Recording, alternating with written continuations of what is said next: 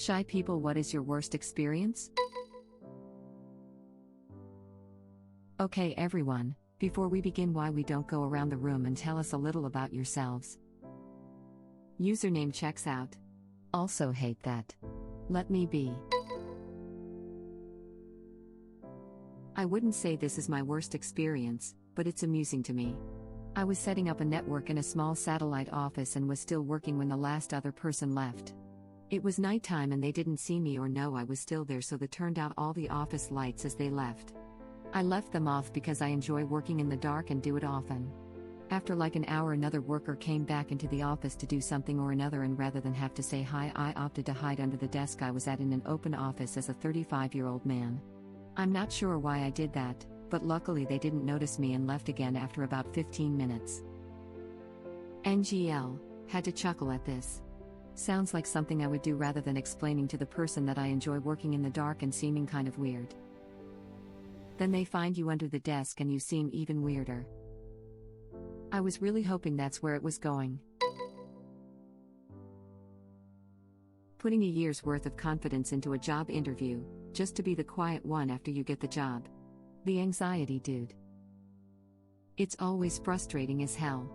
Your first few weeks while getting comfortable with everyone, you just keep asking yourself, if I could interview so well, why the hell is it taking so long to be able to talk with my coworkers? And it gets worse when you work in a small team with long shifts and not much to do during downtimes. Like being a barista. I'm only sort of shy, but I am really introverted. It seems ruder to me to bother people I don't know well with inane small talk than just being silent does, you know? I've waitressed at a few places, and if I don't have anything to say, I don't. During downtimes I just kind of stand around or fidget around on my phone. I think everything's fine, and then 3 weeks down the road nobody will come near me and I hear all these rumors that I'm such a bitch. I really hate working in restaurants, never again. Wow, it feels good to see that at least one other person has experienced this exact thing. I always get called a bitch or cold or intimidating by acquaintances because I don't really make small talk. I don't like it and I'm bad at it, so I just don't. But being told that I'm intimidating just throws me off, because when I'm not talking I'm just like silently planning out a new Sims family? Or thinking about plants? Or making dumb jokes to myself because I am easily amused? I don't hate you, I'm just socially anxious. I have the same. At an interview for an internship I was really talkative and tried to come across as confident. When I actually interned there I would go on long drives with my boss and I just couldn't think of anything to say. Oh God, not the long drives with colleagues. I dreaded hearing we could share a car.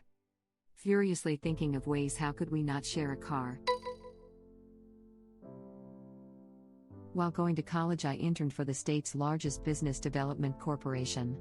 In a meeting with C-suite executives, the top dog was just making friendly conversation before we got started and asked me what classes I was taking. To set the picture, I am just the peon note-taker and would never expect anyone to even notice that I was there, let alone put me on the spot with a long table of successful professionals staring at me. I blacked out. Zero brain function. I mumbled a few inaudible grunts and ums before having no choice but to admit that I couldn't remember. Oh my dog, I wanted to die. The looks of confusion and the awkward century that it took to switch topics amongst themselves still haunts me before bed. That is profound. Nervous grunt. I can't remember. Oh. So, anyone develop any good business lately? Did you get the job? I actually had no interest in the field, mostly the field of stuffy corporate culture in general, and left after graduating. It just paid for college. That I didn't remember going to. I couldn't even muster the courage to send him a LinkedIn request after leaving. Embarrassed smiley face. Yeah, I can understand. Went to a party. Guy I've never met walks up to me, shakes my hand, and says hello, what's your name? Where were you born? Where will you die? What's in between? Not letting go of my hand the whole time. I completely locked up, had no idea what to say. Oh, okay. My name's John. I was born in Milwaukee. Judging by this conversation I'm probably going to die at this party, and the in-between will be you murdering me. Nice to meet you. Edit. Haha. That's not my real name and I'm not from Milwaukee, but thanks for all the awards. Nice to meet you, John. To be fair, that guy sounds a bit much. I think with a lot of these out there lines, timing is everything. That's either a fun party opener or a really off-putting one. Or maybe it's cocaine. That would also explain that type of line. My outgoing mother announcing to everyone how shy I am. Got one better. My outgoing mother announcing to everyone that I must be cold as she dead stares at my chest. She did this during my teenage years. As a shy, anxiety-ridden teenage girl, holy F. Edit. Thank you to the Redditors that gave awards. It was very kind of you. I am sorry that anyone else had to deal with a mother like mine. I hope you all are doing well in life despite them. My mom asking me in a crowded car full of my classmates if I needed her help learning how to shower. I am struggling hard to try and think of what kind of context could have possibly been at play for her to have even asked you this question at all, let alone for her to have decided that publicly among others was a good course of action. Mental health issues, mostly depression, meant my hair was commonly greasy due to hygiene issues. Mom thought this meant I didn't know how to shower, not that I had a hard time disciplining myself too. Mom has no filter, and ergo, humiliation. My parents did this same sort of thing all of the time growing up. Sometimes with things I legitimately didn't know how to do, but still, ask me in private please. WTF. I actually appreciated that. People would just say hi and keep it moving. When she didn't make the announcement, people would be so interested and, thinking I was as extroverted as her, pummel me with questions. Then I'd end up looking rude because I'd just stopped talking, when in actuality I was focusing on breathing so I wouldn't panic cry. Edit. I recently started therapy. I was diagnosed with social anxiety and am actively working on it. You guys are so sweet. Have you considered that you are not shy, but have some kind of issues with anxiety? I used to be super shy, and I have social anxiety. Once the anxiety got treated, I no longer panic cried, but I still was, and still am a little bit, shy. Just food for thought. If you feel comfortable with who you are, nobody forces you to change, but if you feel uncomfortable, this might be something to look into. Mandatory speech class when I was a freshman in college. I'd do the thing, then go back to my dorm and throw up. Really freaked out my roommate, who I barely spoke to. 5 speeches that semester, it was a nightmare. I really effing hate public speaking with a passion. For my speaking exam in year 10, I was allowed to do it with just the teacher and a couple friends of my choice to be the audience. Then in year 11 we was told they lost our results, so we had to do it again. I cried in class but was too shy to tell anyone why. Had to do it in front of the whole class but was allowed to just stand at my desk. Didn't help much and I still hate it. I remember this. I felt really bad because some people were visibly shaking when they did theirs in my class. I managed to hold it together and pretend it was like any other thing. In those situations I try to sound casual but also unenthusiastic to display my annoyance to the teacher that I don't like to do this crap. I am a bit shy when first meeting people, so after getting to know me, I often hear when I first met you, I thought you were such a bitch. Cool. I get told that I seem intimidating, which I always find bizarre. When you don't talk, they don't know about you, what you like to do, where you're from, etc., so you become an unapproachable unknown. As someone who gets called intimidating a lot, this is enlightening. Thank you. I'm 6'2" and 220 pounds, and I don't talk for crap. Everyone feels scared of me until they realize I'm a huge pussy.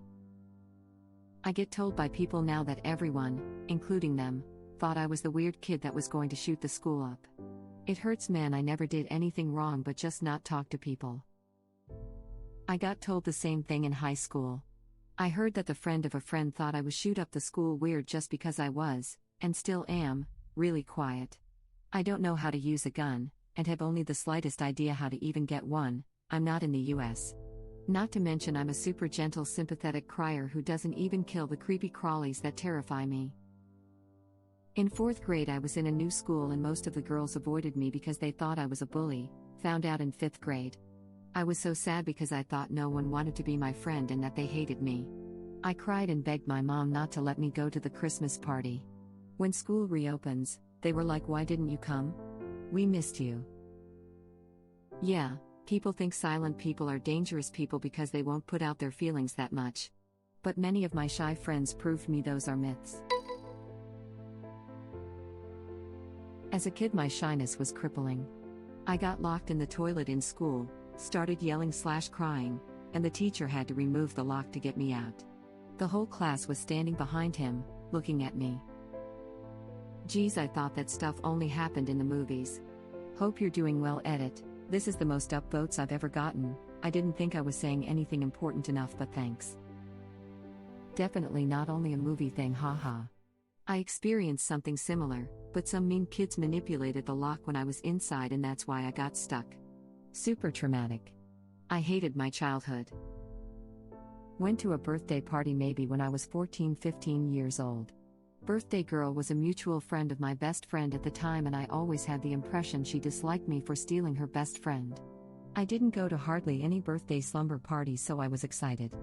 I was only close with two of the girls there, but I wanted to get along with the other girl. I had no ill feelings, more just always worried she hated me.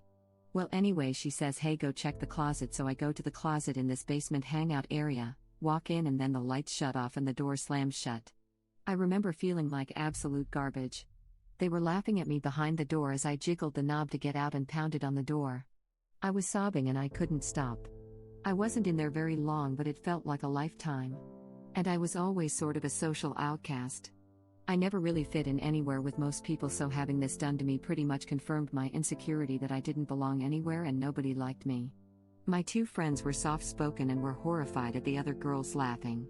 I was so embarrassed, and it put me in a tough position because I can't just tell the birthday girl what she did was nasty, so everyone kind of awkwardly pretended nothing happened.